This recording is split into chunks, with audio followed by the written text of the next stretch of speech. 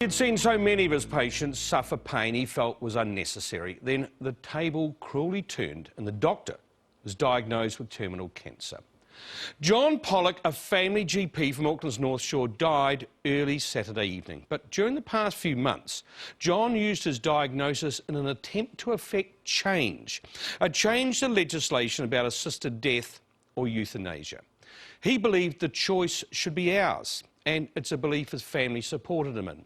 Today, they spoke to Hannah Ockleford about their loss and about John's passion. It wasn't a case of he was saying it because of his position. It was a case of because of his position, people were listening. He's always been saying it. He was able to exploit the fact that he had cancer. Like, you know, if he'd tried to do that before, people would have said, wow, Pollocks always making a fuss about something. Did his conviction over this issue ever change? No, didn't. A week or two ago I was sitting out with him and we kind of had quite a casual conversation. I said, so, you know, with everything you've gone through, have your views changed? And he said, no, not at all. John's views had never changed. Right throughout his 30-year career in family medicine, he'd passionately believed in choice, the choice to have an assisted death. The family is left with those last images, which will last a long time.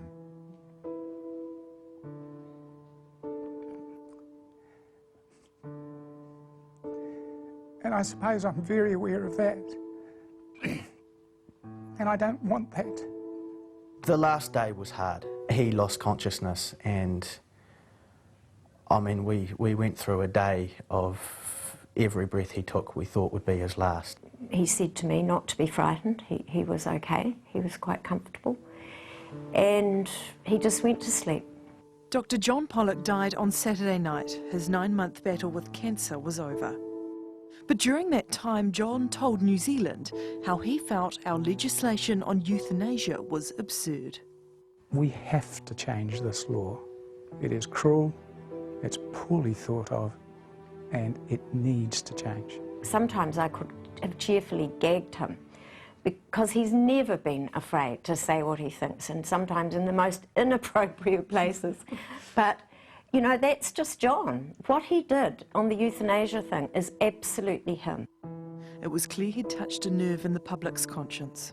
There are so many more people for it than against it, yet because of the nature of it, it just seems to get pushed aside all the time. Of course, what he has always said, it's the choice that's important. Having the choice. That is the comfort to people. The choice to opt out when the time feels right, is what John didn't have. Did his courage and his conviction about the euthanasia debate ever take away from time that you guys had together? No.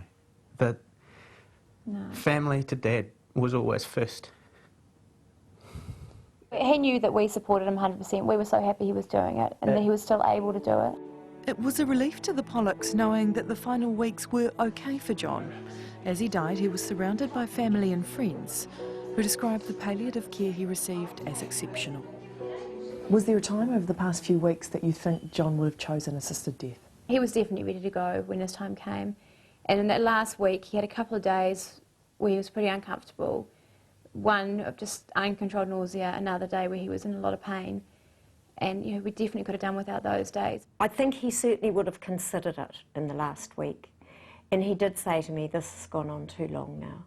If there were not repercussions for someone helping him, he may well have asked for help. But he would never have put anyone in that position. Were you proud of your dad? Doesn't even start to describe it. I'm hoping he has left some less extreme ideas about what assisted death is. That it isn't about people who are terrified of dying, or it's just a humane extension of care of the dying. This was something he was passionate about. He was much bigger than this debate. But as John's family well know, his story was one that did ignite public debate, and and we got so much feedback from you, the viewers, on this issue. Here are a few of your comments from today.